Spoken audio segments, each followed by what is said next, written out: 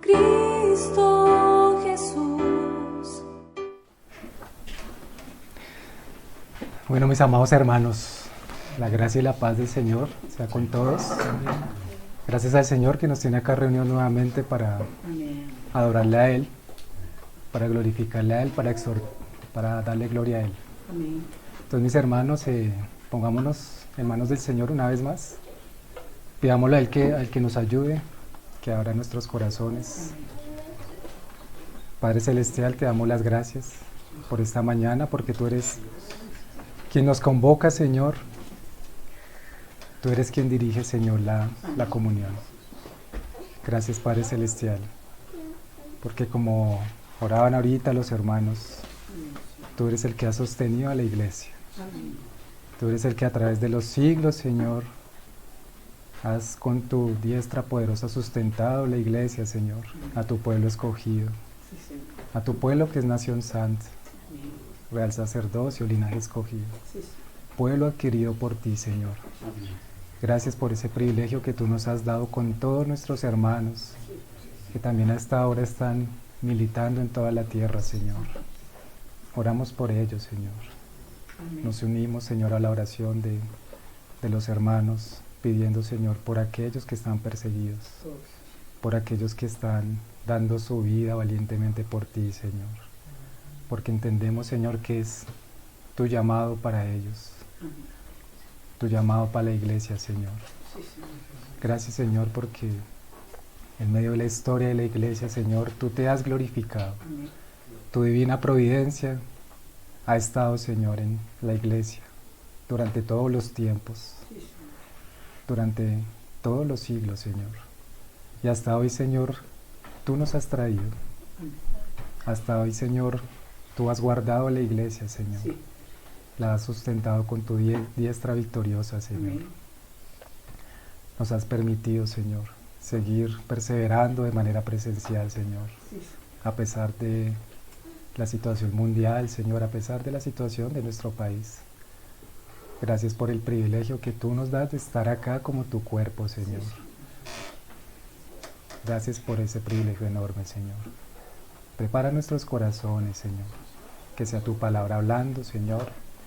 Que tú dirijas nuestras palabras, Señor. Y que tu Espíritu, Señor, se mueva en nosotros, Padre. Te lo pedimos, Señor. Y confiamos en ti, Padre. En el nombre de Cristo Jesús. Amén. Gracias te damos, Padre, por nuestro hermano César, Señor. Lo colocamos delante de tu presencia, Señor, para que tú pongas en él palabras a través de tu Santo Espíritu, Señor. Sé tú guardándolo de cualquier error, de cualquier equivocación, Señor. Sé tú el Padre. En el nombre de nuestro Señor Jesucristo. Amén. Gloria a Cristo. Tienes el control de todo, Padre. Bueno, mis hermanos, hoy continuamos con la serie de la historia de la iglesia.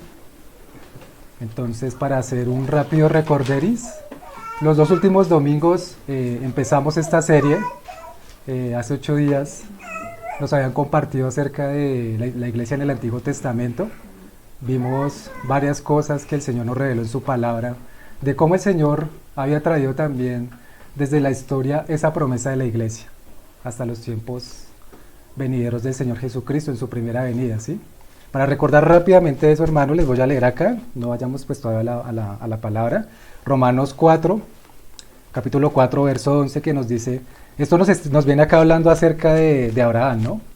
Desde Abraham, a quien se le dio la promesa, ¿sí? Y ahí en adelante pues a Isaac, a Jacob y a toda la simiente de Dios. Entonces Romanos 4:11 dice, y recibió la circuncisión como señal, como sello de la justicia de la fe, que tuvo estando aún incircunciso, para que fuese padre de todos los creyentes no circuncidados. Me adelanto al verso 13 que dice, porque no por la ley fue dada a Abraham o a su descendencia la promesa de que sería heredero del mundo, sino por la justicia de la fe. Que era también lo que nos compartía el hermano hace 8 días, ¿no? Y acá, digamos, se describe de una manera pues también preciosa todo también el camino que el Señor le dio a Abraham para guardar la simiente que fue por la promesa y la justicia que fue por la fe. Ciertamente la palabra también nos dice que Abraham recibió la promesa cuando era incircuncidado, no cuando era circuncidado, ¿sí? Que el Señor le dio a él señal que se circuncidara por causa de que había creído, ¿sí? Entonces ahí tenemos también ese caminar. Romanos 4, verso 16 nos dice: por tanto es por fe, para que sea por gracia, a fin de que la promesa sea firme para toda su descendencia, no solamente para la que es de la ley, sino también para la que es de la fe de Abraham, el cual es Padre de todos nosotros, ¿sí? Entonces ciertamente esto era lo que hemos visto hace 8 días, ¿sí? Hace 15 días, digamos, estábamos hablando también de los inicios de la iglesia en Pentecostés, ahí en Hechos capítulo 2, donde nos hablaba entonces la palabra, y ciertamente con anterioridad que el Señor había prometido a la iglesia la llenura del Espíritu Santo. Habíamos hablado de que el Señor había investido con poder de lo alto a la iglesia, y que esa investidura la tenemos también nosotros como cuerpo de Cristo, que gozamos de esa investidura y gracias al Señor que tenemos al Espíritu Santo para andar en su obra, ¿sí? Que ciertamente en Pentecostés fue cuando se marcó el comienzo formal y público de la iglesia, ¿sí? Ese comienzo formal se marcó ahí en Pentecostés. Fue donde el Señor empezó a ministrar el Espíritu Santo y manifestarlo de una manera excepcional y muy especial en ese entonces al pueblo judío que estaba reunido ahí cuando Pedro se levantó con todos los hermanos alzando la voz. A todos aquellos judíos que estaban ahí reunidos y todos hablando en lenguas y dando gloria al Señor y evangelizando también, ¿sí? Entonces tenemos ahí el inicio de la iglesia. Ahora, hermanos, vamos a Hechos, ahora sí, capítulo 6.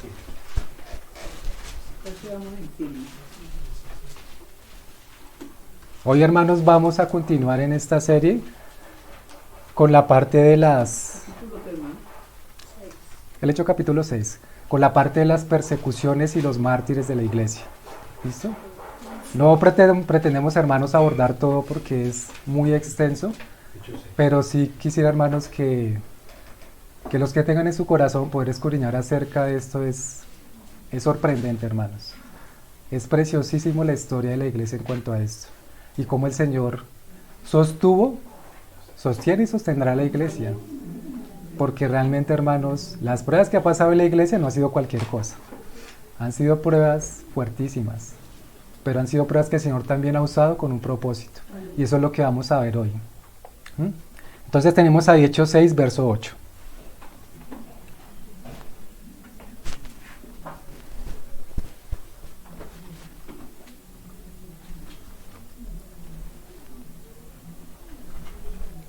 Dice la palabra.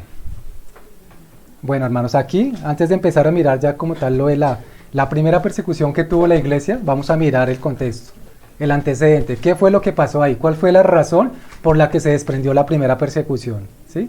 Entonces empezamos ahí un poco atrás con Esteban, dice. Y Esteban, lleno de gracia y de poder, hacía grandes prodigios y señales entre el pueblo. Entonces se levantaron unos de la sinagoga llamada de los libertos y de los de Cirene, de Alejandría, de Cilicia y de Asia, disputando con Esteban. Fíjese cuántos estaban disputando solo con Esteban. Un solo hombre. Un solo hombre necesitó el Señor. Un solo hombre lleno del Espíritu y lleno de gracia. Un solo hombre obediente y fiel al Señor para disputar con ellos. Y dice la palabra ahí, ¿no? Se levantaron.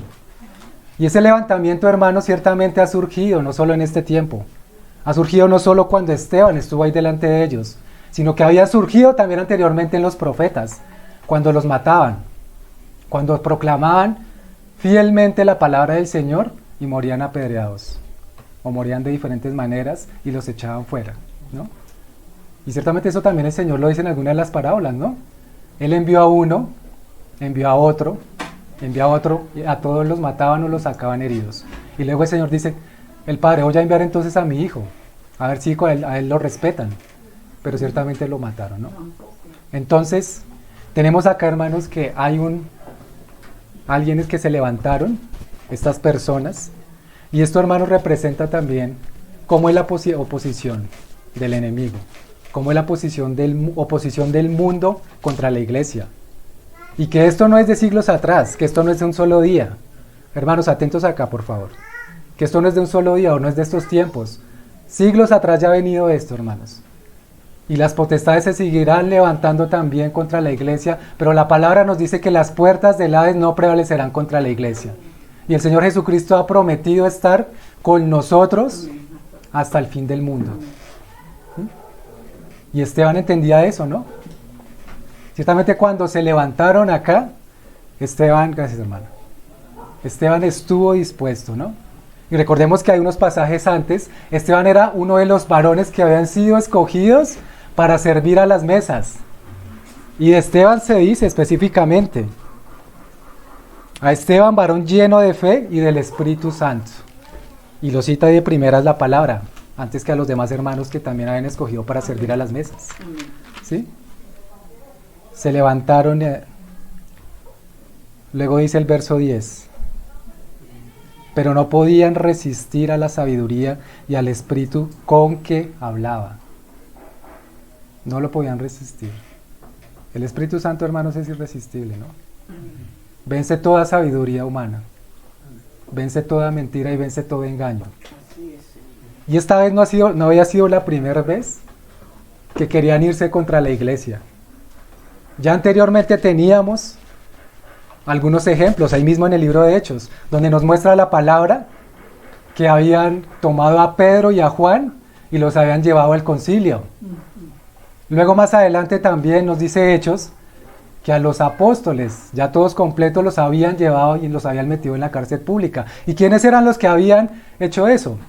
Los sacerdotes, el sumo sacerdote, con la secta de los saduceos. ¿Y cuál era la razón principal por la que lo hacían y lo que nos muestra la palabra?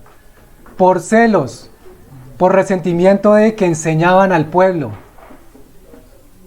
Meramente era por eso, hermanos. ¿Mm? Simplemente porque ellos querían mantener su posición, querían que solo los escucharan a ellos, que solo ellos tuvieran la palabra en sus bocas. Y como ellos pues eran tan doctos en la ley, ¿sí?, pero no habían sido convertidos, pues ¿a quién iba a utilizar el Señor?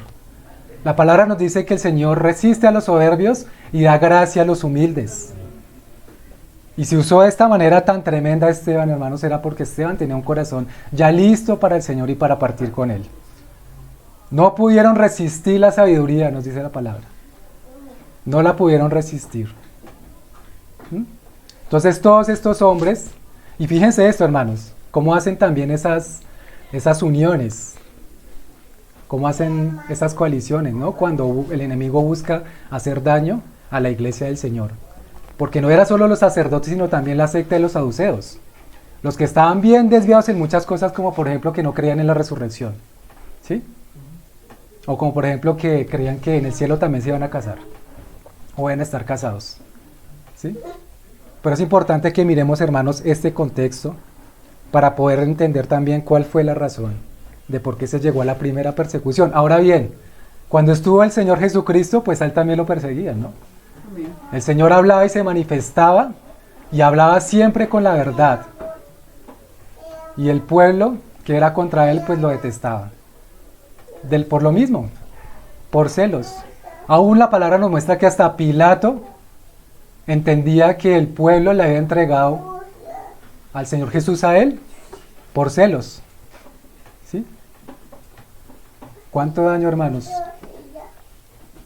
Esto causa, digamos, podría causar también a la iglesia. Pero gracias al Señor, que Él aún utiliza estas cosas con un propósito. Amén. Un propósito grande y especial. ¿Sí? Quiero que vayamos, hermanos, ahí, devolvámonos un poquito a Hechos también, capítulo 5.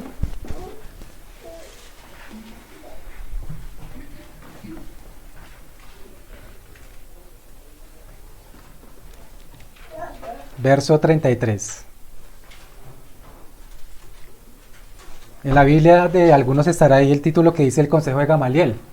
Si recuerdan, Gamaliel era el maestro de Saulo, ¿sí? De Pablo, el apóstol, antes de convertirse. Dice ahí la palabra. Ahí en ese momento era cuando ya los habían encarcelado por segunda vez.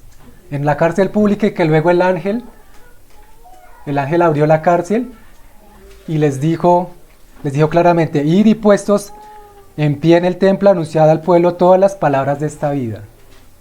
Me estoy volviendo ahí unos versos atrás. Habiendo oído esto, entraron de mañana en el templo y enseñaban. ¿Sí?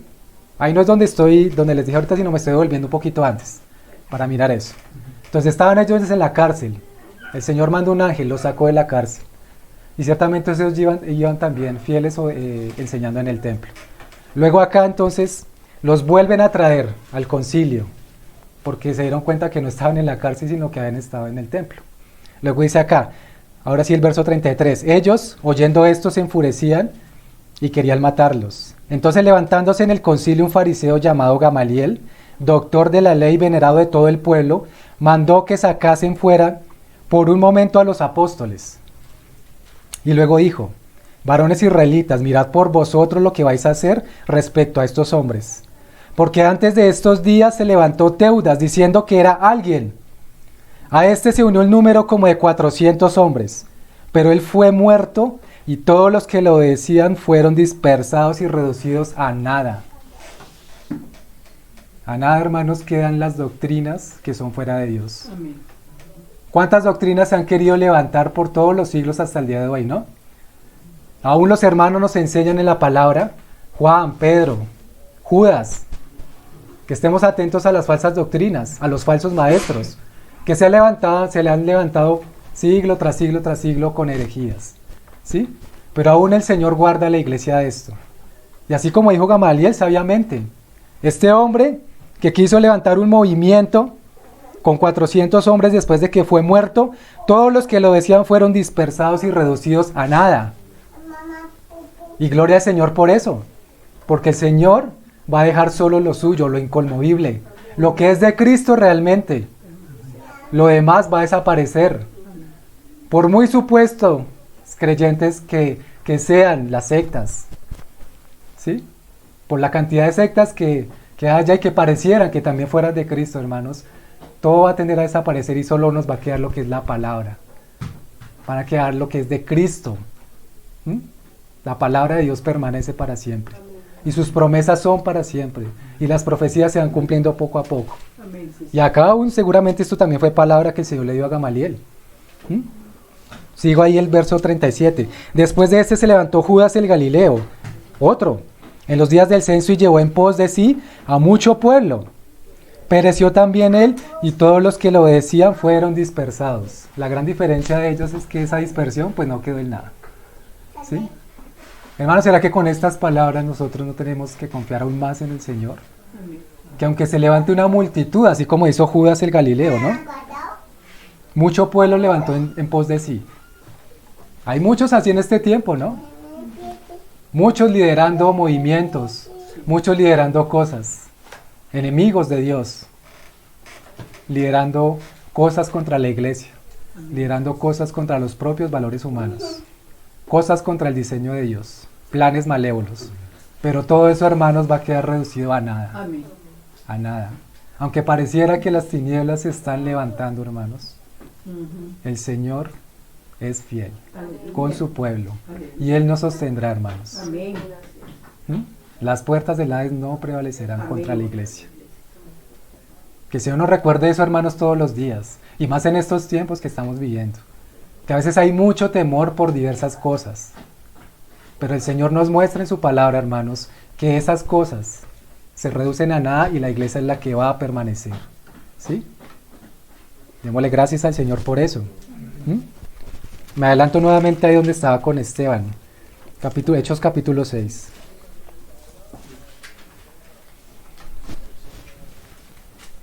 Entonces íbamos ahí en el verso 10. No pudieron resistir a la sabiduría y al espíritu con que hablaba. Luego vamos allá al capítulo 7 y está el discurso de Esteban. Entonces ahí todo el capítulo 7 no lo vamos a tocar por ahora, pero ahí ese capítulo 7, hermanos, también es muy rico en teología, es muy rico todo lo que el Señor le dio, o sea, le dio ahí a Esteban para hablar a un jovencito de cómo delante de los que eran doctores de la ley, del sumo sacerdote, cómo él dio la palabra fiel del Señor desde el principio. Entonces digamos acá para tocar solo así los títulos que dice, el discurso de Esteban. Luego por allá desde el verso 9, los patriarcas en Egipto, él empezaba a hablar de eso. Verso 17, Moisés, un salvador rechazado. Verso 37, rebelión de Israel contra Dios. Todo esto estuvo hablando Esteban. Casi que un resumen del todo el Antiguo Testamento, hermanos, y de una manera excepcional. Y Esteban era un jovencito. Un jovencito, hermanos, que se dispuso para servir al Señor. Un jovencito que amaba al Señor por encima de todo y estaba dispuesto a dar la vida por Él. Miren, hermanos, el ejemplo que nos da el Señor por Esteban. Ciertamente no fue solo él, porque fue el Espíritu Santo que lo llenó. Pero fue un muchacho que se dispuso, hermanos. El Señor no mira edades. El Señor no mira si somos de 30, de 50 o de 60 ya como para decir, bueno, ya están como medio maduros, ahora sí los uso, ¿no, hermanos? El Señor nunca calcula la sabiduría o la disposición del corazón de los hombres por la edad. El Señor mira realmente las intenciones. Fíjense, por ejemplo, lo que el Señor hizo con Timoteo. Timoteo era también un joven, bueno, un joven tal vez un poco mayor que Esteban, seguramente, pero tenía mucho desánimo. Pablo tenía que estarlo animando. Por eso la carta en Timoteo, ¿no? Aparte que Timoteo era muy enfermizo, o sea, sufría de varias cosas en el cuerpo, porque la palabra nos dice, ¿sí? Que sufría de varias cosas por causa del agua, muy seguramente porque en ese tiempo el agua no era muy buena para consumir, y por eso Pablo le decía, toma vino para tus daños estomacales. Y tal vez uno se lo puede imaginar como un jovencito, chelenguito, delgadito, no sé, algo así, como nos podemos imaginar. Pero hermanos, el Señor no miró a Timoteo por fuera. El Señor no mira con nuestros ojos, hermanos. Él no mira la apariencia física. En cambio, el Señor sí vio, hermanos, las tremendas cualidades espirituales que tenía Timoteo. Eso sí lo miró el Señor. Y Pablo lo sabía. Por eso puso sus ojos en él. ¿Sí? Hermanos, miren, como hemos hablado, todos estamos llenos de la gracia del Señor. Todos somos salvos. Pero también, hermanos, de esa gracia tenemos que echar mano. Tenemos que echar mano, hermanos, y entender que tenemos un Dios grande y poderoso, que obra poderosamente, hermanos. Que así estemos en tiempos donde nadie, o casi nadie quiera escuchar el Evangelio, hermanos, estas palabras de acá, que el Señor dio a los hermanos en la iglesia primitiva, hizo que se convirtieran más de 3,000 personas desde Pentecostés, y luego 5,000 varones, y luego otros muchos más. Esa es la palabra poderosa del Señor, el Evangelio glorioso del Dios bendito. ¿Qué hemos de temer, hermanos? ¿Será que tendríamos que temer si hacemos las cosas en nuestra humanidad? Ahí sí temamos porque nada podríamos hacer. Pero si vamos llenos del Espíritu, hermanos, y llenos de confianza en el Señor, muchos van a ser transformados, hermanos. Pero esto nos demuestra, hermanos, también que nos falta fe, que necesitamos más fe y más confiar en el Señor para llevar su palabra. Pero la palabra se necesita predicar. Necesitamos, hermanos, predicar en estos tiempos. Necesitamos llevar la palabra, necesitamos que la palabra corra. Así como los hermanos en ese tiempo, y miren la diferencia de tiempo, estamos más de 2,000 años de diferencia. Y predicaban con denuedo, predicaban con poder del Espíritu, predicaban dando gloria al Señor sin importarles ni siquiera si sus vidas se las iban a quitar, porque a la larga si iban a perder sus vidas, las vidas ya sabían que eran del Señor, no de los que se la quitaran. ¿Sí? Sorbia de la muerte en victoria, dice Pablo, ¿no?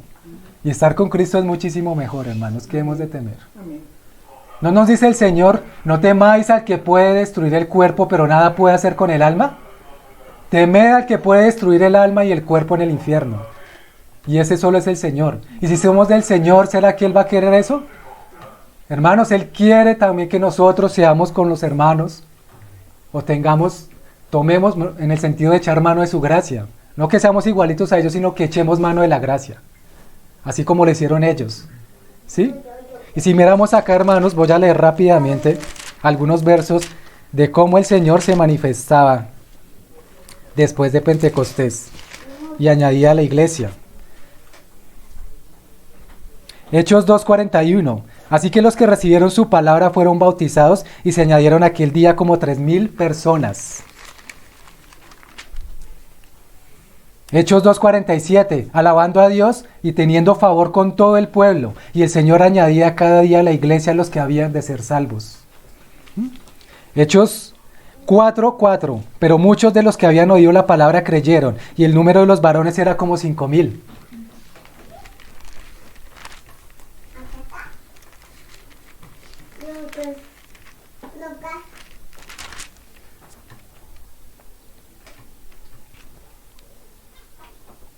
Hechos 6:7. Y crecía la palabra del Señor y el número de los discípulos se multiplicaba grandemente en Jerusalén.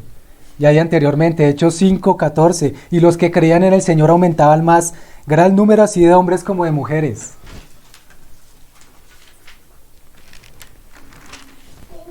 Y no era por esfuerzo humano, ¿no, hermanos? Era porque el Espíritu Santo estaba en la iglesia. Y era porque la iglesia era fiel al llamado del Espíritu Santo. Y se dejaba usar del Espíritu Santo. No era por fuerzas humanas, hermanos. Con fuerzas humanas se podría tal vez llenar un salón de no sé cuántas personas, pero tal vez ni siquiera el 10% siendo salvos. Pero sí, hermanos, podemos ver el poder de la palabra y el poder del Espíritu Santo. Y cómo los hermanos perseverando en la doctrina de los apóstoles, la comunión unos con otros, partimiento del pan y las oraciones, eran también fieles y se mantenían unánimes como iglesia para darle gloria al Señor. Unánimes, hermanos. Nuevamente traigo a cotación esta palabra, porque si nos fijamos ahí también desde el capítulo 1 de Hechos, vuelvo a leerlo rápidamente, el Señor mostraba a la iglesia unánime. Capítulo 1, verso 14, todos estos perseveraban unánimes en oración y ruego con las mujeres.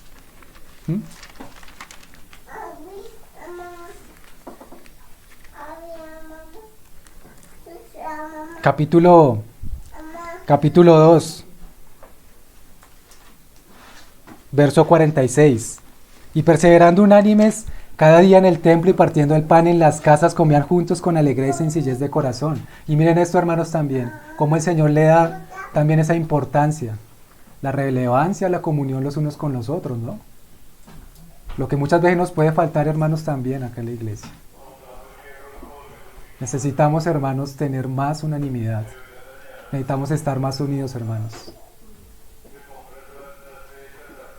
No es difícil saber que si fuera un solo creyente, o no sé, tal vez 2 o 3 acá en la localidad, ¿sí? Tal vez las cosas serían más difíciles, más duras, porque serían entre 3 animándose. Pero hermanos, ¿cuántos somos acá? Somos más de 15, ¿no? Y gracias al Señor por todos los que estamos acá y los hermanos que también no han podido asistir hoy. Gracias al Señor por los que están en línea. Porque somos hermanos y el Señor nos está llamando a ser unánimes. Hermanos, en la unidad también hay fortaleza. En la unidad y en el conocimiento de nuestras vidas, los unos de los otros también, hay fortaleza y ánimo pronto, hermanos.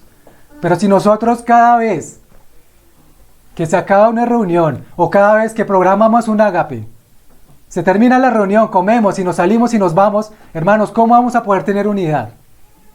O por el otro lado también, si estamos semanalmente en los afanes de este mundo, en los afanes del trabajo, en los afanes de nuestros asuntos, hermanos, ¿cómo vamos a tener esa unanimidad? Ciertamente tenemos actividades en las semanas. Todos tenemos un trabajo, todos tenemos cosas que hacer y por qué responder, hermanos.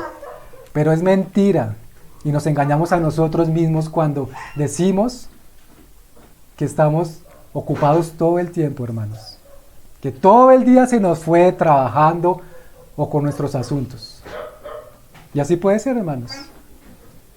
Y eso me denuncia a mí primero, hermanos. Hablaba hace poco con un hermano y le comentaba que en este tiempo el Señor también me ha mostrado cómo estaba de afanado, hermano, con mi trabajo. Y cómo todo el tiempo tal vez estando como en un estado de ansiedad, ocupado por las cosas y las tareas del trabajo, hermanos, y descuidando muchas otras cosas y entristeciendo al Espíritu, hermanos. Hermanos, todo tiene su tiempo. como dice Salomón, todo tiene su tiempo. Y que el Señor nos ayude, hermanos, para también sacar tiempo y disponer tiempo para estar juntos, unidos y unánimes, hermanos. Que esto no sea, hermanos, solo los tiempos de reunión que tenemos. Gracias al Señor por estos tiempos de reunión. Pero recordemos, hermanos, que estos tiempos de comunión los disponemos para la palabra, para la oración, para escudriñar las Escrituras. ¿Y cuál es el tiempo que disponemos para estar juntos? ¿Qué dice la palabra? Partiendo el pan en las casas comían juntos con alegría y sencillez de corazón. Hermanos, el Señor se quiere manifestar a la localidad. El Señor se quiere manifestar a la iglesia. Pero si nosotros seguimos anteponiendo muchas veces nuestros asuntos por encima de lo que el Señor nos ha mandado, nos ha llamado a esta preciosa comunión, las cosas se van a dificultar. Ciertamente fue el Espíritu Santo el que movía a los hermanos también, ¿no? A hacer todas estas cosas. Pero también era porque el Espíritu Santo se daba cuenta de los corazones de la iglesia. Entonces, hermanos, que esta palabra llegue a nuestros corazones. Gracias al Señor por esta palabra, hermanos. Este libro, de hecho, es preciosísimo. Toda la palabra, ¿no? Pero ahorita es que estamos estudiando este libro. El Señor revela tantas cosas acerca de la iglesia, de su historia, que a nosotros, hermanos, nos debe importar. Si a nosotros, hermanos, no nos importa la historia de la iglesia, no nos está importando entonces el cuerpo de Cristo. Estamos diciendo que amamos a Cristo, que le adoramos a Él, pero si no nos están importando los hermanos, entonces, como dice Juan, ¿no? ¿Cómo puedes amar a alguien que no has visto si no amas a alguien que has visto? Y Juan, hermanos, en las cartas, él repite muchas veces, ámense los unos a los otros, amaos los unos a los otros. Este mandamiento os ha dado el Señor, que se amen los unos a los otros. Y el reflejo del amor, hermanos, es en varias cosas. Como Pedro también nos dice, en afecto fraternal, en amor, pero también en servicio. El servicio también es una muestra de amor para con los hermanos, ¿no? Y muchas cosas más, hermanos. Y qué precioso es ver también cómo la iglesia, todos los hermanos tienen cosas tan bellas del Espíritu Santo también para darnos amor. Eso, hermanos, es para usarlo, ¿no? El Señor nos lo dio, es para los demás. Y aquí lo vemos, hermanos, en esta palabra.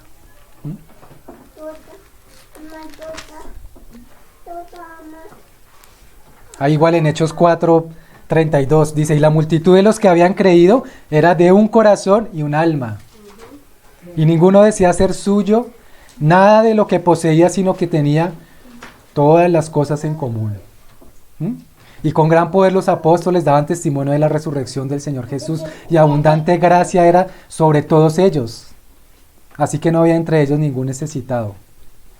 ¿Sí? Ni física ni espiritualmente, ¿no? Hermanos, el Señor nos tiene para estar unánimes, para perseverar juntos. Pero eso solo se puede, hermanos, si todos disponemos nuestro corazón. Que no sea el Señor, hermanos, encontrándonos cuando Él venga, cuando nos llame en nuestros asuntos y descuidando la grey. Tenemos un llamado, hermanos. Y aquí el llamado también del Señor es a que perseveremos unánimes, amándonos los unos a los otros. Que el Señor nos ayude, hermanos, porque nos falta amor. A mí primeramente, hermanos, me falta mucho amor por los hermanos. Que el Señor nos ayude con esto.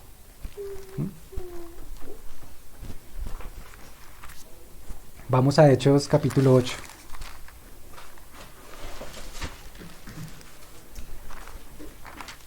Verso 1.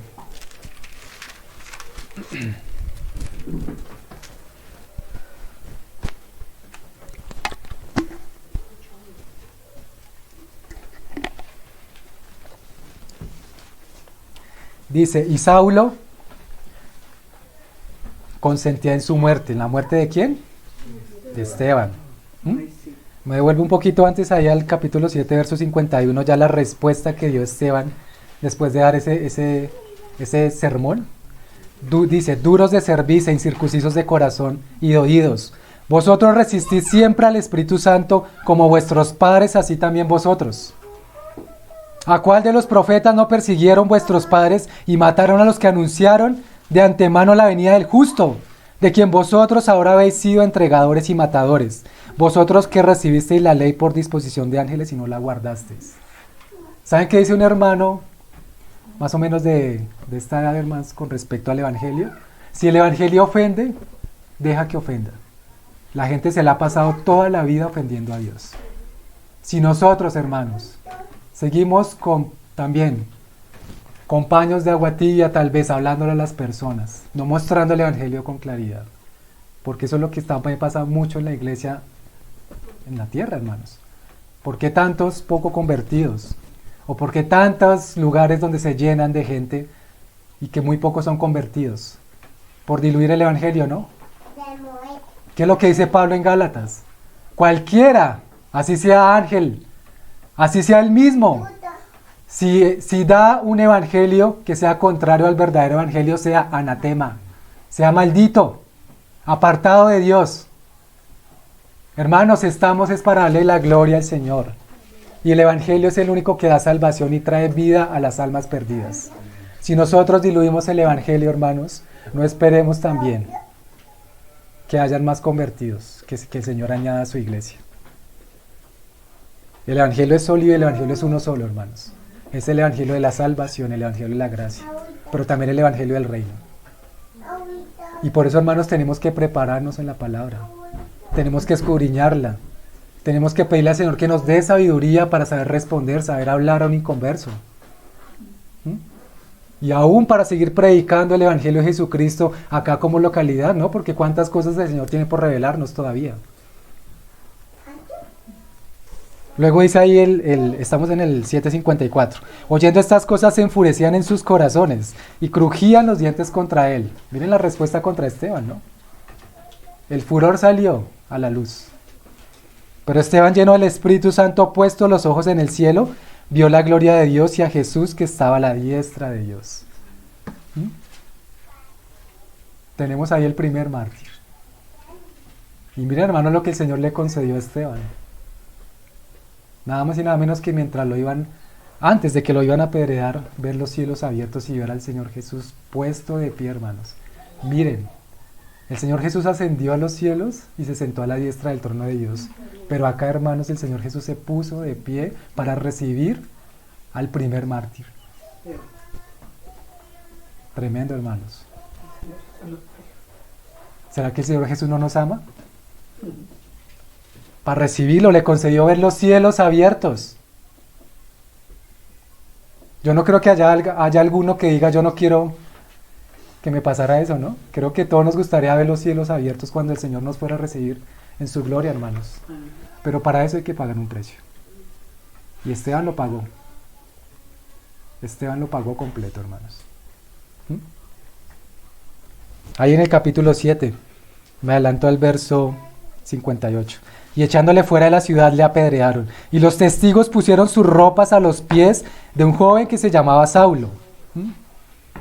Qué ironía, ¿no? En ese momento ahí Pablo que no estaba convertido. Y apedreaban a Esteban mientras él invocaba y decía, Señor Jesús, recibe mi espíritu. Él deseando, hermanos, irse con el Señor, que recibiera su espíritu. Y puesto de rodillas clamó a gran voz, y esto es todavía más especial, ¿no? No les tomes en cuenta este pecado. Y habiendo dicho esto, durmió. Lleno del Espíritu estaba Esteban, hermanos. Y por eso hizo lo que hizo.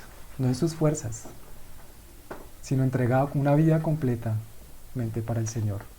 No sabemos por la palabra cuándo fue que creyó Esteban, pero lo cierto es que era un varón lleno del Espíritu Santo y de fe. Y aquí tenemos el primer mártir. Y a causa de este primer mártir, hermanos, fue que se desató la primera persecución. Ahora sí vamos al 8:1. Y Saulo consentía en su muerte. En aquel día hubo una gran persecución contra la iglesia que estaba en Jerusalén. Empieza a salir la palabra persecución, ¿no? Y todos fueron esparcidos por las tierras de Judea y de Samaria.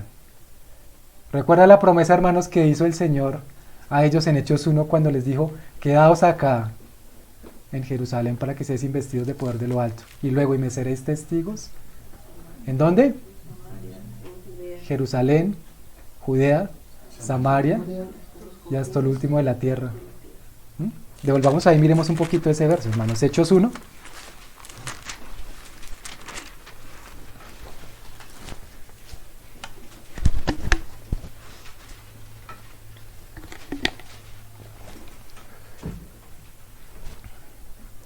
Hechos 1:8. Pero recibiréis poder cuando haya venido sobre vosotros el Espíritu Santo, y me seréis testigos, Jerusalén, Judea, Samaria, hasta la última tierra. Hermanos, ¿sabe qué significa esa palabra testigo en el griego? Es la palabra martureo. ¿A qué nos suena la palabra? A mártir. ¿Mm? Esa palabra testigos es martureo, hermanos, de mártir.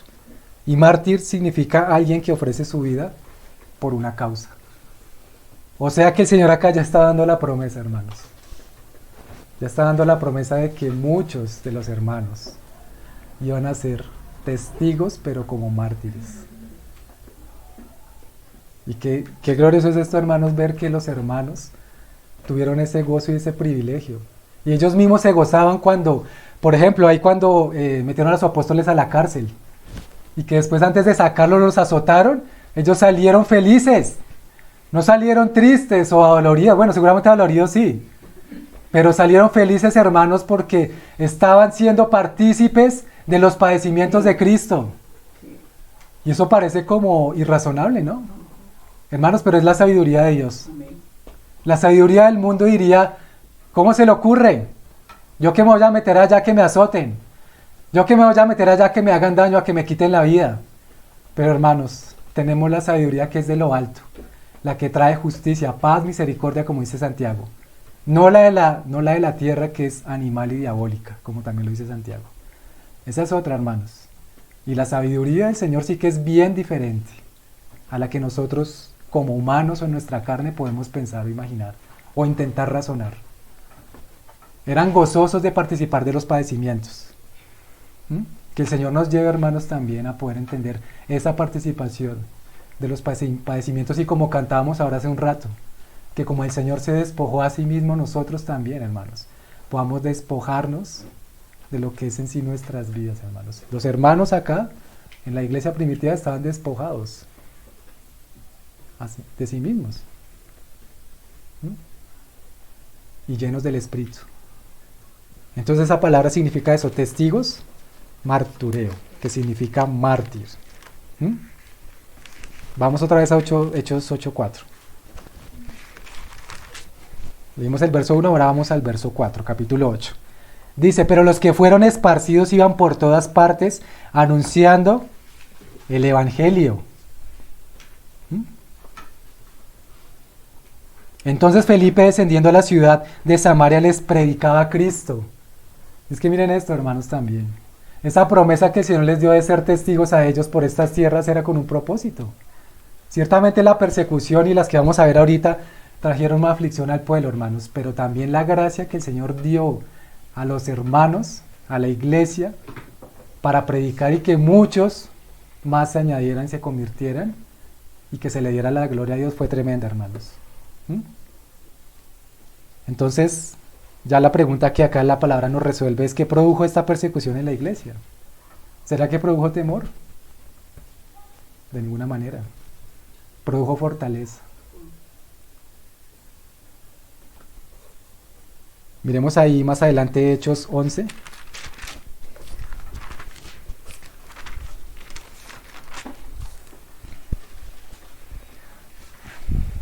Hechos 11 desde el verso 19.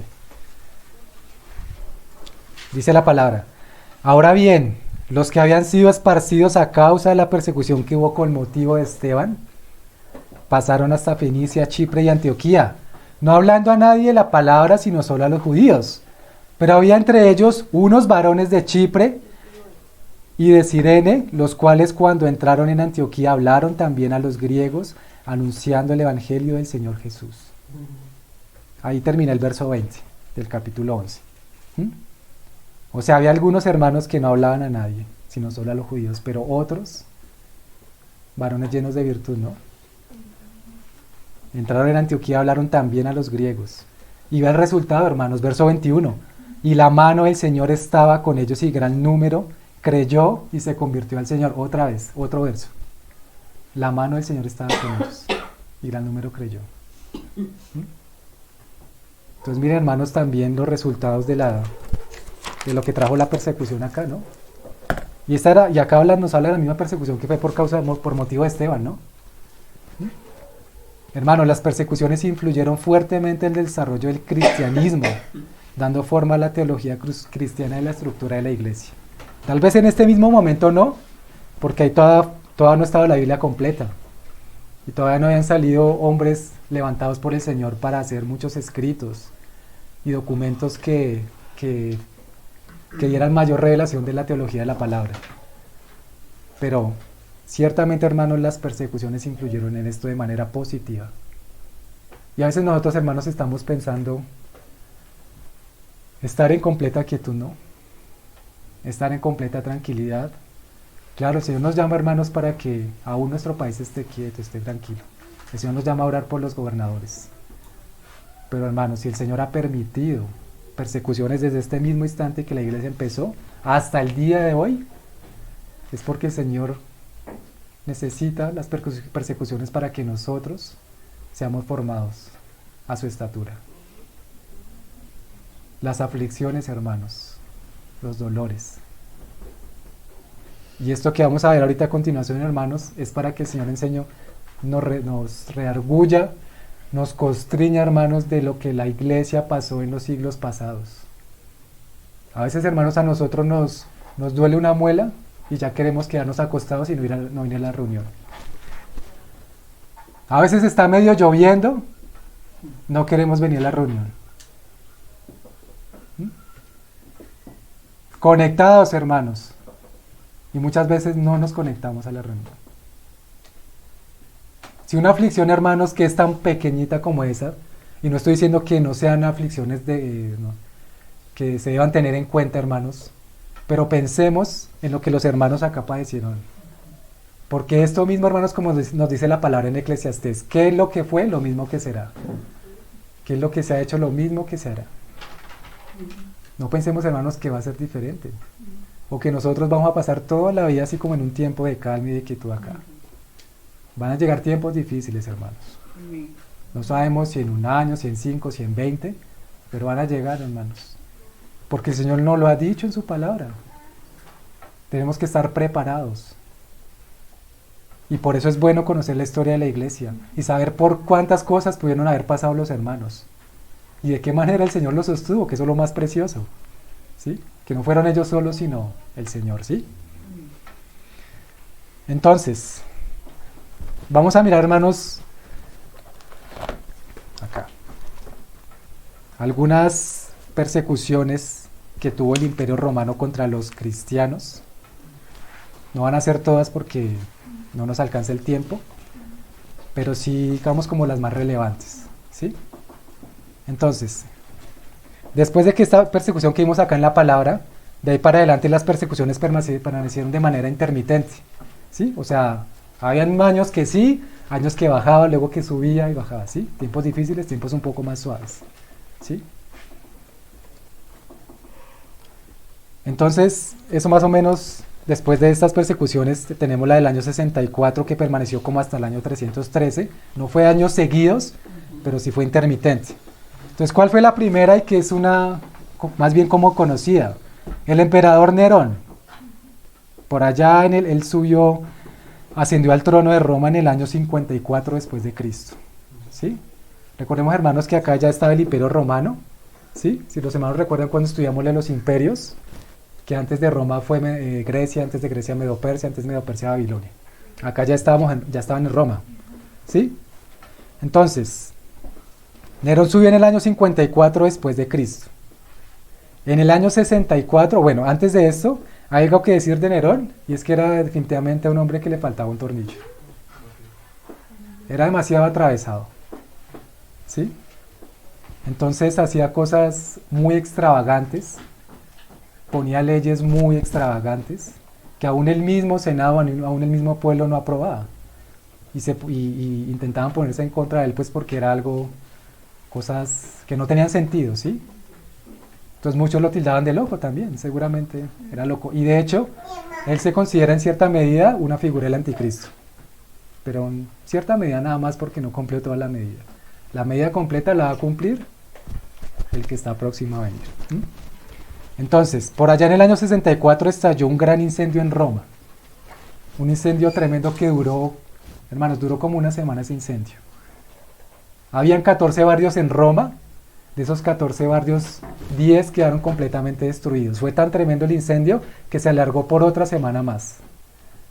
Y digamos que hay unos historiadores que describen en sus documentos que lo que hacía Nerón mientras estaba el incendio era en su palacio irse a las terrazas de su palacio y tocar el violín, mientras miraba cómo el incendio se desplegaba por las ciudades.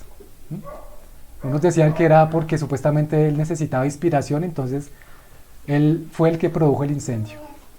Y de hecho, después del incendio, a pesar de que él llegó como una falsa gracia, digamos, a ayudar a todos, les abrió los jardines del palacio para que las personas que estaban, que sufrieron por el incendio y eso, pues pudieran quedarse ahí, ¿sí? Pudieran estar refugiados. Entonces él hizo eso, pero ¿qué pasaba ahí? Dos de los barrios que no se incendiaron, habitaban judíos y cristianos. No les pasó absolutamente nada, ¿no? Entonces muchos empezaron a sospechar de Nerón, que él era el que había sido el causante de esos incendios. Muy posiblemente fue así. ¿Qué fue lo que hizo Nerón?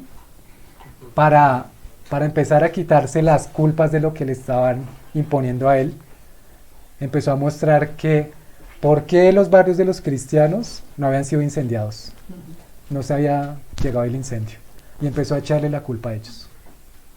Entonces él también en su astucia y todo, y usando de sus armas, lo que hizo seguramente fue llevar toda la gente hacia los cristianos, y empezaron realmente a mirarlos a ellos y a echarles la culpa a los hermanos, ¿sí? Entonces fue la acusación del incendio a ellos, pero luego la persecución tomó otros matices. Ya no solo perseguían a los cristianos por el incendio, sino por su fe. ¿Sí? De por sí que Nerón y de por sí todos los emperadores que pasaron ahí después de él y eso, nunca tenían mucho agrado de los creyentes. Entonces de una u otra manera los perseguían. Entonces después de eso Nerón promulgó un edicto para ampliar la persecución a otros lugares. O sea, no solo en Roma, sino a lugares más recónditos para que la persecución llegara hasta confines de Roma, o lugares más recónditos, ¿sí? Entonces acá, hermanos, también, bueno, sucedió esto. El imperio cada vez era más hostil contra los cristianos por oponerse a la cultura grecorromana, ¿no? Y no es diferente a lo que pasa hoy en día también, ¿no? Todo para el mundo es humanismo, todo para el mundo es reconocimiento de los hombres, todo para el mundo es evidencia y nada más, ¿sí? O leyes de diferentes gremios o ideologías. Pero los hermanos se mantuvieron ahí firmes, nunca dieron el brazo a torcer. Entonces, ¿qué hizo Nerón? Después de que esta persecución aumentó y se puso más difícil, hermanos, él lo que hacía era ahora abrir los jardines, pero no para refugiar, sino que llevaba ya a los cristianos y los prendía como antorchas para que alumbraran los jardines. Así era despiadado este hombre y de loco, que hacía estas cosas, ¿sí? Un historiador que se llamó Clemente de Roma dice que aún en este mismo tiempo que Nerón gobernaba, fue cuando Pedro y Pablo, los apóstoles, fueron asesinados durante esta persecución, ¿sí? Por allá en el año 64, o sea, en ese mismo año del incendio, Nerón fue destituido por el Senado y se suicidó. Pues no era para esperar más, ¿no? Pero el edicto contra la persecución de los cristianos se mantuvo. Ahí siguió. Y si ustedes recuerdan, hermanos, una de las profecías que el Señor Jesús hizo en Mateo 24, cuando le dijeron a él, mira todos estos edificios y estas piedras, ¿qué fue lo que dijo el Señor? De cierto os digo que no quedará piedra sobre piedra. Ahí en el año 70, después de Nerón, llegó el emperador Tito, y con ese emperador se cumplió esa profecía. Jerusalén fue sitiada, fue incendiada el templo, fue incendiada la ciudad. y se cumplió esta profecía. Por ese mismo año también se construyó el Coliseo Romano, el famoso coliseo que nosotros a veces vemos en las películas donde llevaban también a las personas creyentes para ponerlos a las fieras, ¿sí? Y ese coliseo también fue construido por judíos que eran esclavos en ese entonces del Imperio Romano. A ellos les mandaron a construir ese coliseo. Otro dato. Pero aquí algo importante también para ver, hermanos, y lo dice la palabra del Mateo 5:12. ¿Alguno que lo quiera mirar por ahí y lo lee, por favor? Mateo 5, verso 11 y 12.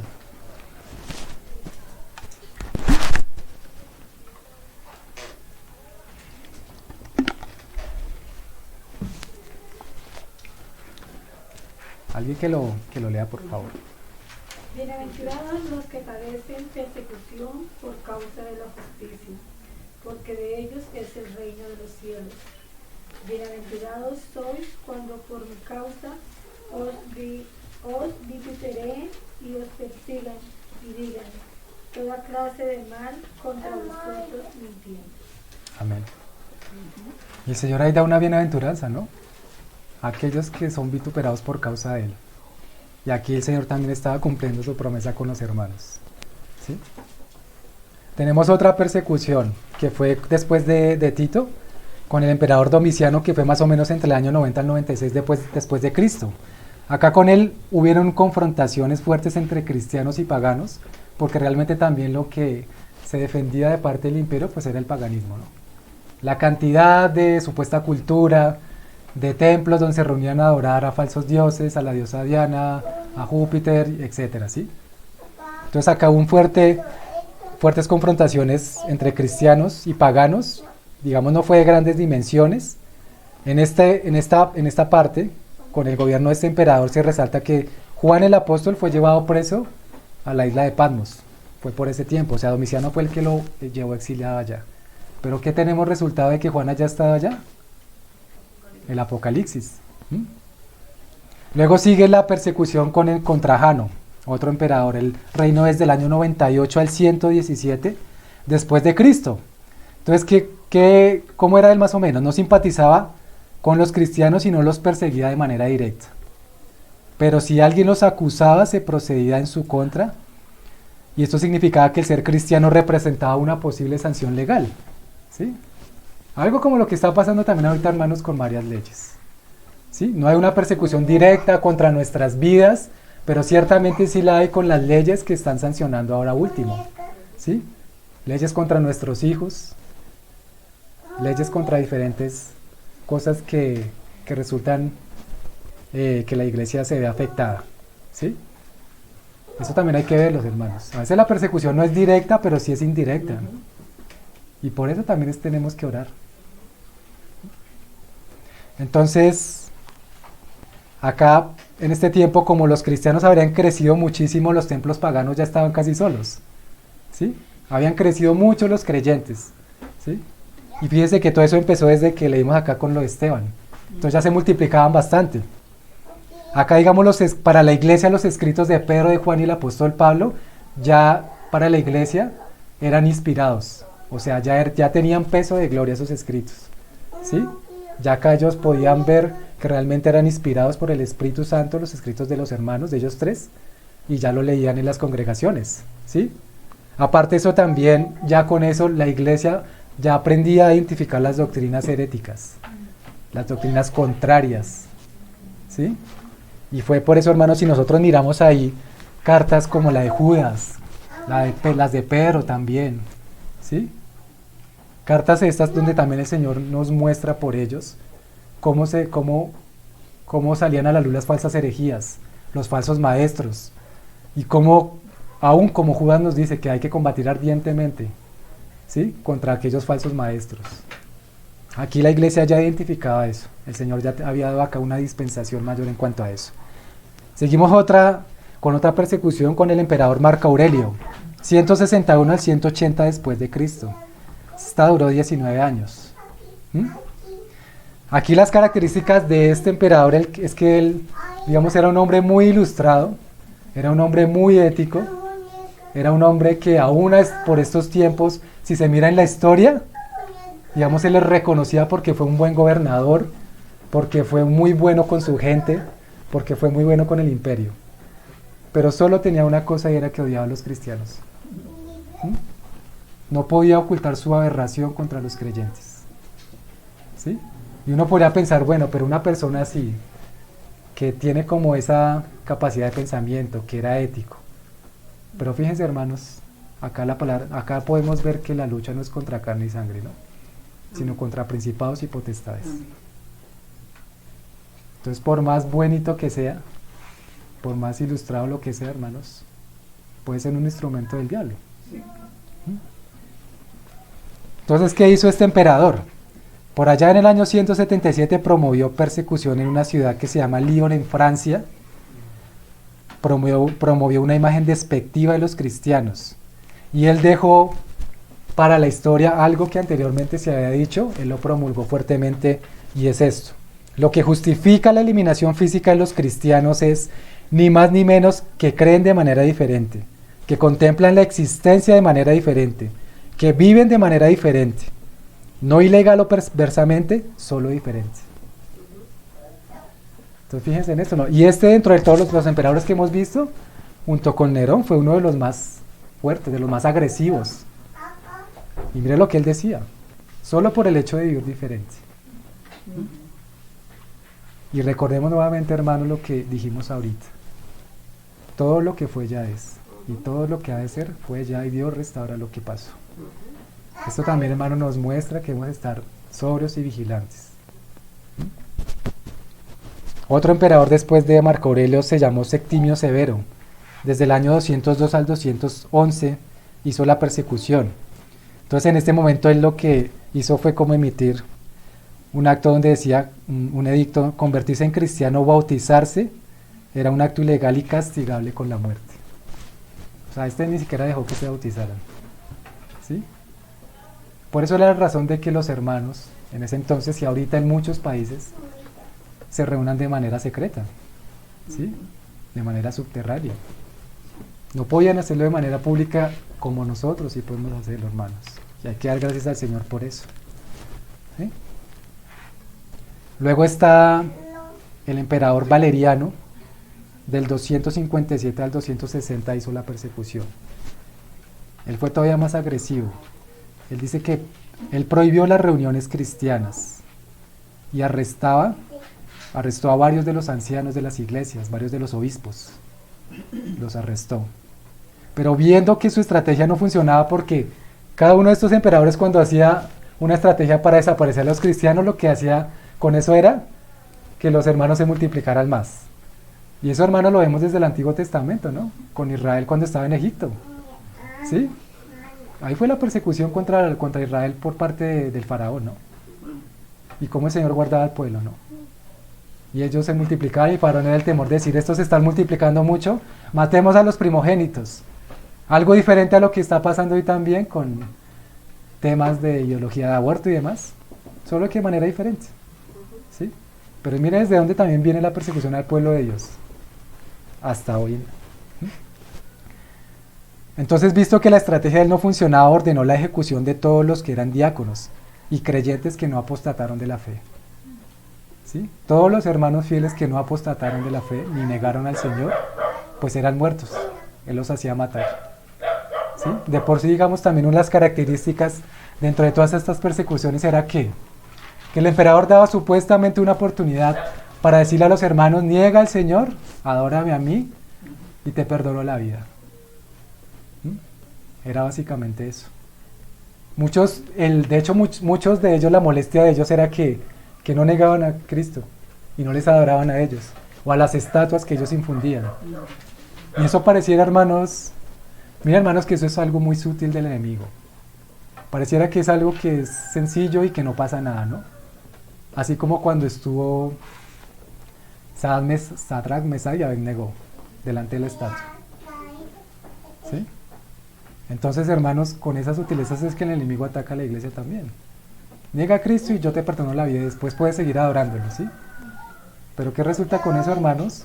Nuestra conciencia completamente violada y negando al Señor. ¿Y qué es lo que dice el Señor de aquellos que le niegan? El que se avergüence de mí, yo me avergonzaré delante de mi Padre. Sí. Al que me niegue, yo le negaré delante de mi Padre. Hermanos, eso no es solo de decir, bueno, lo niego y luego ya, yo ya sigo adorándolo, no. Pero eso igual, hermanos, es de un caminar constante con el Señor, ¿no? Eso es solo un momento y ya. Eso no es que ocurra en un abrir y cerrar de ojos. No lo voy a negar porque tal vez hasta eso mismo, una muerte de esa se podría hacer hasta en la carne, hermanos.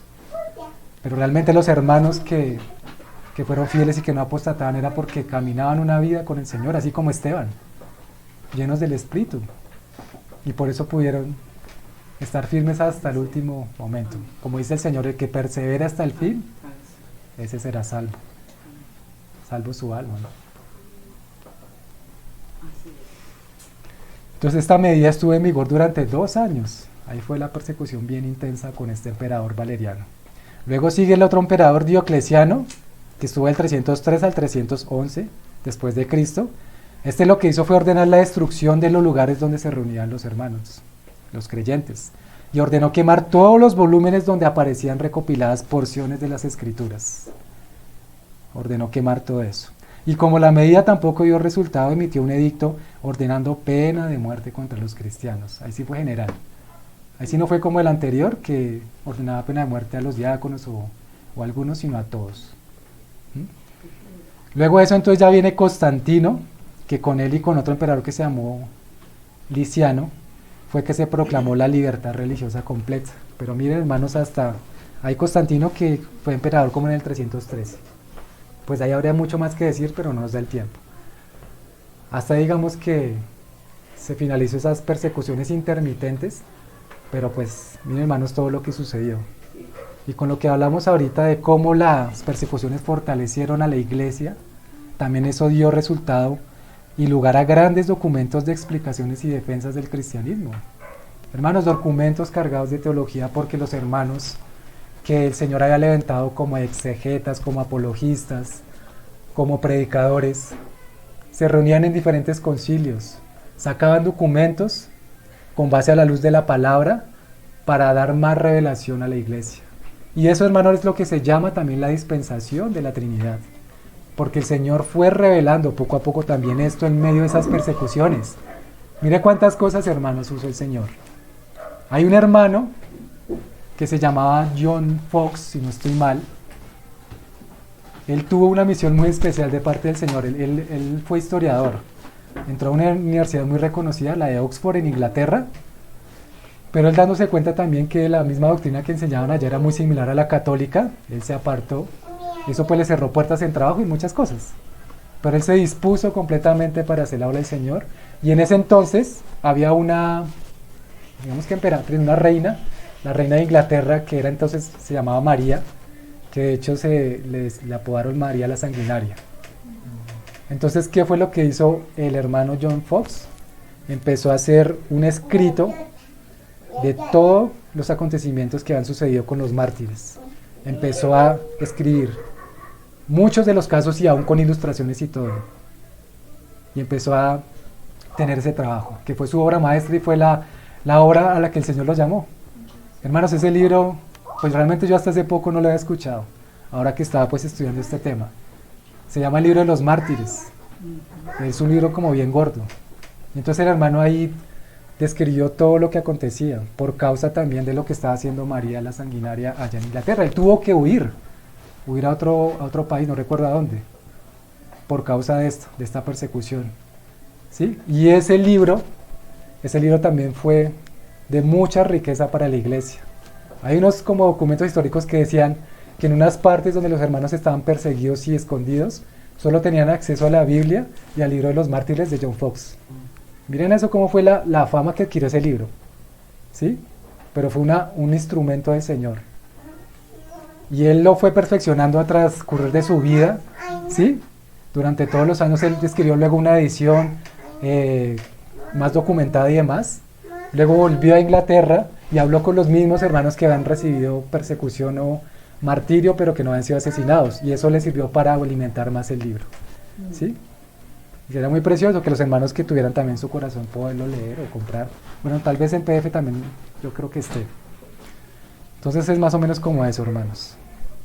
Ya para ir cerrando, cito acá, digamos, cómo fue la muerte de los apóstoles y algunos mártires en la historia de la iglesia.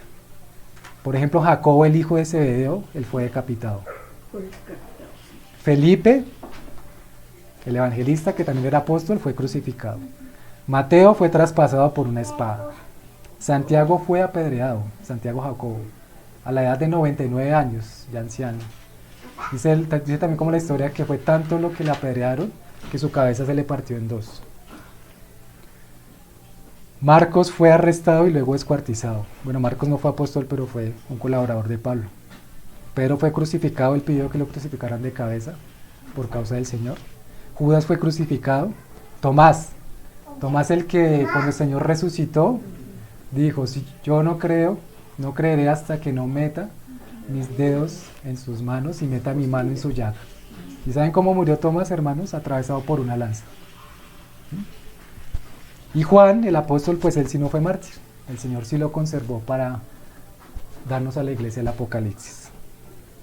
Ahora hay otra, hermanos, en el transcurrir de todas estas persecuciones, una hermanita, yo digo que es tremendo, hermanos, esto. Se llamaba Blandina, una niña de 12 años. Una niña de 12 años que sus padres, que amaban al Señor, también la guiaron a ella por los caminos de Cristo. Cuando llegó el momento de la persecución, a sus papás los metieron en el Coliseo con las fieras y ella la pusieron a mirar. Los papás fueron asesinados y le dijeron a ella, si tú no niegas a Cristo, te vamos a hacer lo mismo. Y ella, no lo voy a negar. No lo niegas, entonces a las fieras. La gracia del Señor, hermanos, operó ahí, y los leones, cuando ella estaba en la mitad del Coliseo, no le hicieron nada. Se quedaron quietos. Todos quedaron sorprendidos, pero dijeron, bueno, cogieron a la niña, ella como era delgadita, dice la historia, la llevaron para una sala de tortura y empezaron a desconyuntarle todas las partes, todos los huesos. Pero ¿saben qué hacía esta niña, hermanos? Porque en esa sala de tortura no estaba solo ella, habían muchos más hermanos. La niña, hermanos, en medio de ese dolor, gritaba, valor, valor, no nieguen a su Salvador, valor, mientras le causaban ese daño. Porque muchos, al parecer, estaban diciendo, no, yo no conozco a Cristo, yo lo niego. Y la niña gritaba, valor. ¿Qué le hacían después? Llamaban a los médicos para que le acomodaran otra vez sus huesos para nuevamente volverla a torturar. Hermanos, una niña de 12 años. 12 años, pero una niña que amaba al Señor. El otro fue Policarpo de Esmirna, que fue discípulo de Juan el apóstol. Él desde niño se convirtió al Señor, desde muy pequeñito. Y fue un hombre muy poderoso en la fe, muy usado por el Señor. En Roma, por el tiempo de esas persecuciones, los hermanos como que tenían que reunirse secretamente en las catacumbas. Eso es como, hagan de cuenta, cuevas allá en Roma, donde se reunían secretamente, y Policarpo pues también se reunía ahí, pero él hacía unos escritos que eran tan poderosos que llegaban hasta el mismo Senado de Roma, y hacía mover realmente al Senado y al mismo emperador. Policarpo estuvo en los tiempos de Marco Aurelio, el que era el hombre muy ilustrado pero odiaba a los cristianos. Entonces él fue muy poderoso en fe, muy usado por el Señor. ¿Y qué hizo Marco Aurelio? Lo mandó traer. Entonces le dijo, niega a tu Señor y te perdono la vida. Y Policarpo, pues como ha sido desde niño creyente y amaba al Señor, dice, no, ¿yo por qué voy a negar al Señor? Desde que soy niño le he servido y Él solo me ha traído bendiciones. ¿Por qué lo voy a negar? Y él le volvió a decir, niega al Señor. Y cuando le decía eso Marco Aurelio, él levantó, dice que la historia, que levantó su mano al cielo y expresó, manifestó diciendo, el Señor Jesucristo es mi Señor, con una palabra en griego que es Kyrio, que significa como que es Señor de todo, Señor de todos los reyes, dijo Policarpo con relación al Señor Jesucristo. Entonces, ¿qué hizo Marco Aurelio? Lo mandó a la hoguera. Pero miren lo tremendo de esto, hermanos. Mientras Policarpo estaba en la hoguera, empezó a cantar himnos al Señor. Y decía, Señor, recibe mi espíritu, así como le dijo Esteban. Amén. ¿sí? Y el Señor estaba ahí con él. Hermanos, dice ahí también la historia que la hoguera como que no le cogía. Como que no le cogían las llamas, no lo quemaban. Entonces, ¿qué fue lo que hicieron? Cogieron una lanza y lo traspasaron. Y cuando lo traspasó la lanza en el vientre, empezó a salir, fue tanto el chorro de sangre que salió, que apagó la hoguera. Hermanos, miren estas cosas. Y bueno, después de eso él murió y fue quemado. Pero el testimonio que dejó también es para nosotros, hermanos. No es solo para una historia, es para nosotros, hermanos. Miren las persecuciones, hermanos, pero miren cómo el Señor movía a los hermanos, movía su espíritu entre ellos para fortalecer, para dar más conocimiento, más revelación de su palabra, para emitir documentos, para que los hermanos tuvieran una fe más fortalecida, una templanza y un carácter lleno del Espíritu. Eso no fue solo que el Señor lo ha permitido, hermanos, solo para martirio, no. Es que realmente las persecuciones son necesarias. Amén. Para que nosotros seamos edificados, hermanos. Y como Pedro dice en una de sus cartas, no nos escandalicemos cuando nos sobrevenga prueba, como si alguna cosa extraña nos aconteciera, ¿no? Hermanos, es el Señor que permite las cosas. Entonces ahí en las catacumbas que están en Roma, que ahorita pues ya por estos tiempos, muchos siglos después, eso está, son kilómetros y kilómetros de cuevas y de tumbas con epitafios. Epitafios son como lápidas, homenajes a los hermanos. Homenajes como por ejemplo dice, vivió para su Señor y hoy está en su presencia. Entregó su vida al Señor, fue fiel al Señor o cosas así por el estilo. ¿Sí? Y para terminar, hermanos, quiero que leamos Primera de Pedro.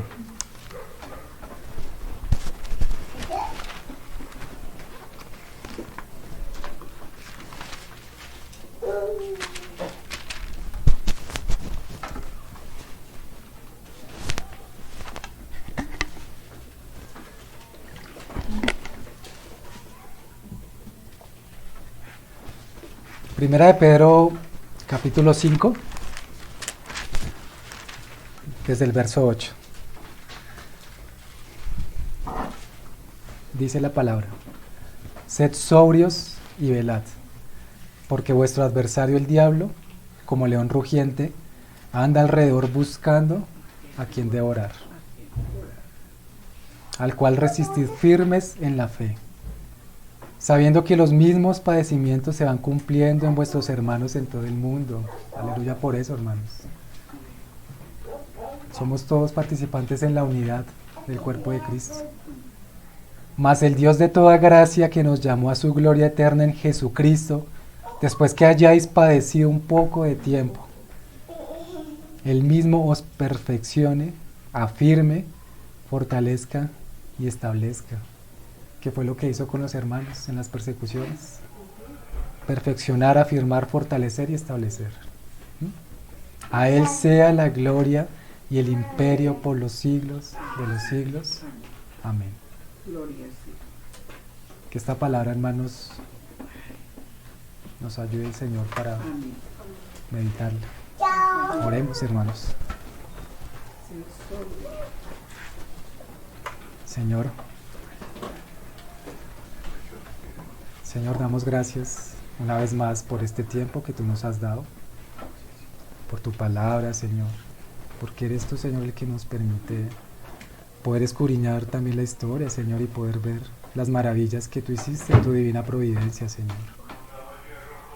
Ver de qué manera, Señor, tú te manifestaste por tu Santo Espíritu a la iglesia, Señor. Los sostuviste en tiempos de prueba, Señor. Hoy te rogamos, Señor, que a nosotros también nos perfecciones, Señor, nos afirmes, nos fortalezcas y nos establezcas, Señor, en ti. Tú sabes, Señor, que hay muchas cosas en las que todas somos muy débiles, Señor, temerosos, o nos angustiamos, Señor, o nos ponemos ansiosos. Pero, Señor, confiamos en ti. Aquí estamos para ti, Señor, queremos perseverar, queremos estar delante de ti pidiéndote dirección, ánimo pronto, Señor. Fortalece y que nos llenes del Espíritu, Señor, como lo hiciste con nuestros hermanos amados. Amén. Señor, levántanos, ayúdanos, síguenos guiando, Señor, en este caminar precioso que tú nos has dado como creyentes, Señor. Que tu Espíritu se mueva poderosamente, y no solo acá en el candelero, Señor, sino en todas las localidades y los candeleros que conforman la iglesia en la tierra, Señor. En ti confiamos, Señor, y rogamos que tu palabra, Señor, traspase nuestro corazón, Señor. Que tu palabra, Señor, sea motivo de meditación profunda, Señor, y que esto, Señor, tu palabra nos inspire, Señor. La vida de nuestros hermanos en tiempos pasados nos inspire, Señor, a vivir una vida llena del Espíritu, Señor, a pagar el precio completo, Señor. Perdónanos, Señor, cuando nos hemos ocupado más de lo que debemos en nuestros asuntos, Señor, y hemos descuidado tu casa, Señor. Perdónanos, Señor, por las fallas, Señor, por los que aún tenemos, pero te pedimos que tú nos guíes, Señor, que tú nos llenes, que tú nos ayudes en estos tiempos, que seas tú, Señor, hablándonos por tu palabra, por los hermanos, Señor, y que tú te sigas manifestando a nosotros, Señor. Damos gracias por este tiempo, Señor, y te pido, Señor, que tú sigas guiando a los hermanos, mis hermanos ahorita en la mutualidad, Señor, para aportar y seguir edificándonos unos a otros, Señor. Te lo pedimos, Padre, en el nombre glorioso de Cristo Jesús. Amén. Gloria.